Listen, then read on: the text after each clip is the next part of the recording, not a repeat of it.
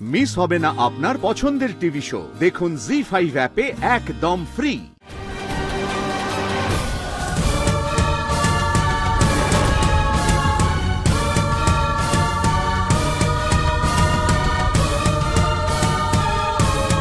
তুমি চাইলে সব অসম্ভব সম্ভব হতে পারে মা।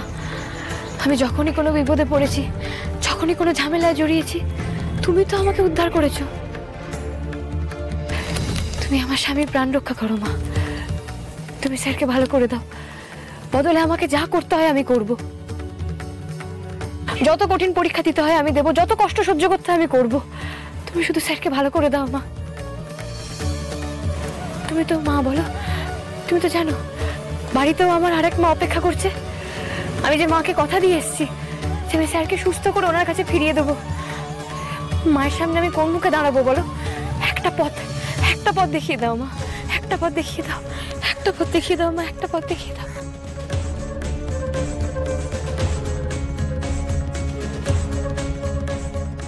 কি আনন্দী, তুমি তোমার বাড়ির সামনে অ্যাম্বুলেন্স দাঁড়ানো দেখলাম, কি হয়েছে বলো তো? কাকিমা, স্যারের শরীরটা ভালো নেই গো। স্যার? স্যার মানে আদি? হ্যাঁ, জানো তো বলো তোমরা, তুমি তো জানো বলো যে উনি সবার জন্য ভ্যাকসিন তৈরির কাজ করছিলেন। চিন্তা করো না, আমার বিট্টুটারও না এই একই রকম অবস্থা হয়েছিল। ওই মারণ ভাইরাসের দাপটে আমার ছেলে যায় অবস্থা। তারপর ওই বুড়ো শিবতলায় এক আদিবাসী বাবা এসেছিলেন না, উনি কিছু জড়িবুটি দিয়েছিলেন, ওটা খেয়ে আমার ছেলে এখন ভালো আছে জানো। কাকিমা, তোমার কাছে ওই জড়িবুটি আর আছে গো? জড়িবুটি? না তো মা, আসলে সবটাই আমি বিট্টুকে দিয়ে দিয়েছি। দেখো আনন্দী, ওই আদিবাসী বাবা কত মানুষের কত উপকার করছিলেন, আরে পুলিশ লাঠি মেরে বাবাকে এখান থেকে তাড়ালো। অবশ্য উনি বলেছিলেন ওই ঝাড়গ্রামের কাছে শালমাটি গ্রাম নামে কোনো একটা জায়গা থেকে উনি এসেছিলেন, এখন বোধহয় ওখানেই চলে গেছেন। জার্নালের লেখা পুলিশের কথা আর এখন কাকিমা যা বলছে, সবটা মিলে তো এক জায়গাতেই এসে মিলে যাচ্ছে। ঝাড়গ্রামের শালমাটি, যেখানে 92 সালে নিবোলা 92 এর প্রকোপে গ্রাম উজাড় হয়ে গিয়েছিল, আর সেখান থেকে এসেছেন এই আদিবাসী বাবা। ওই বাবা এলাকার লোক, ওরা তো আগেই জুঝেছে ওই ভাইরাসের সঙ্গে। হয়তো সবাই শেষ হয়ে যায়নি, কিছু মানুষ বেঁচে গেছিল। তাহলে কি ওই আদিবাসী বাবা তাদের মধ্যে একজন?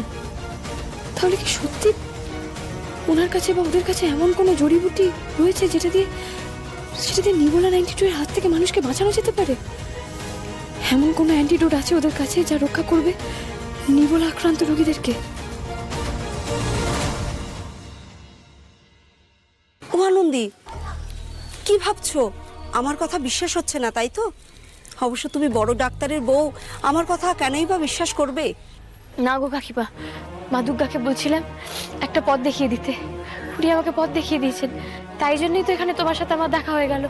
মা আমাকে পথ দেখিয়েছেন গো।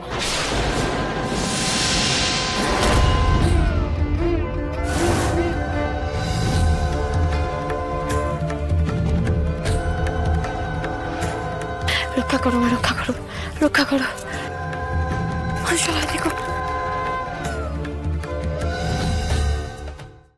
জি5 ডাউনলোড করুন আর সব এপিসোড দেখুন একদম ফ্রি।